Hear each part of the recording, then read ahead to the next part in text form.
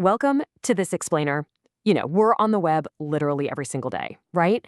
But we almost always gloss over the completely mundane digital artifacts that actually define our experience. I'm talking about error messages, site footers, drop-down menus, and of course, those ubiquitous cookie banners we all just blindly click away. Well, by looking a bit closer at these everyday digital fragments from major global institutions, we can actually reveal the invisible architecture of the internet itself. Picture this. You're deep into researching global migration. You click a link for the International Organization for Migration, and bam, you hit this. You don't have permission to access this server. It's that sudden, jarring frustration of walking full speed into an invisible digital brick wall. Or how about this one from UNESCO? 403 forbidden, request forbidden by administrative rules. Notice how incredibly cold and clinical that language is? These aren't just your standard broken links. These are digital barricades. They're basically the internet's version of a barbed wire fence with a giant keep out sign. Okay, let's dive into this. Today, we'll break this architecture down into 4 key areas. First, access denied server barriers. Second, mapping global development. Third, the cookie consent economy. And finally, the lifespan of trackers. Section 1, access denied server barriers. When you run into a server error, it's super easy to just assume something is broken, like a temporary glitch in the matrix.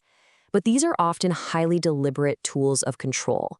When a request is blocked by a service like CloudFront, these are the literal troubleshooting steps you're given. Try again later. Contact the app or website owner. I mean, let's be real here. Contacting a massive institution's server administrator is essentially shouting into a digital void.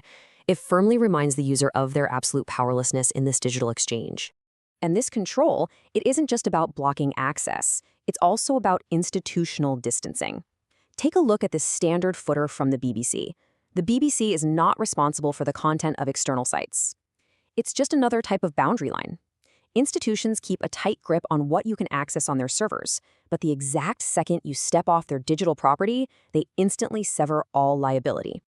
Section 2, mapping global development. So we've seen how institutions build walls, but how do they handle the messy world inside those walls?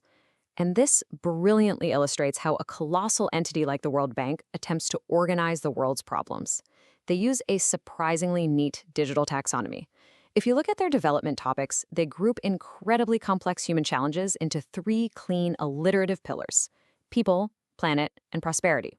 Health falls under people, climate change under planet, trade under prosperity. It literally makes the absolute chaos of global development look as tidy as a filing cabinet. But, reality is rarely that neat. Even within this highly structured taxonomy, the World Bank has to acknowledge what they call cross-cutting areas. We're talking about issues like gender, conflict and violence, poverty, and forced displacement. These are the messy human realities that just refuse to stay neatly in one lane. They cut across the entire digital map, proving that you really can't perfectly contain real-world crises within standard website navigation menus. And yet, they still have to try. Look at how they present massive priorities like AgriConnect, which aims to scale agricultural finance, juxtaposed right next to Mission 300, which is aiming to power communities with electricity. These are grand, life-changing, real-world goals for millions of people, for sure. But in the architecture of the web, they simply exist as clickable menu items right next to each other. Section 3, the cookie consent economy.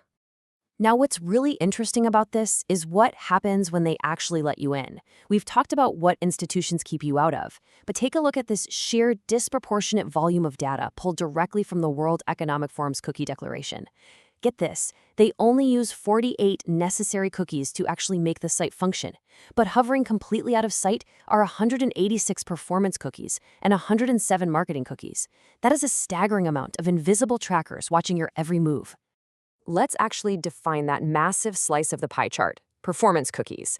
The clinical justification they use here is that they collect information about how visitors interact with websites to improve overall user experience. I mean, it sounds so helpful, doesn't it? But improving user experience actually requires a massive, silent apparatus of behavioral monitoring. So exactly who is gathering all this performance data?